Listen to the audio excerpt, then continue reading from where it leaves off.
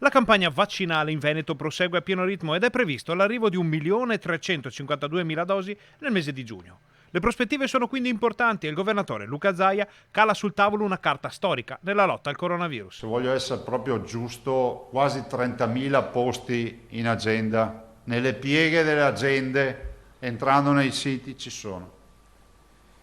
Io consiglio a tutti quelli che hanno da 40 anni in su, che ancora non hanno fatto il vaccino, volessero farselo, di fare in fretta, perché alla mezzanotte è un istante del 3 di giugno, la Regione Veneto apre le agende per gli over 12 anni.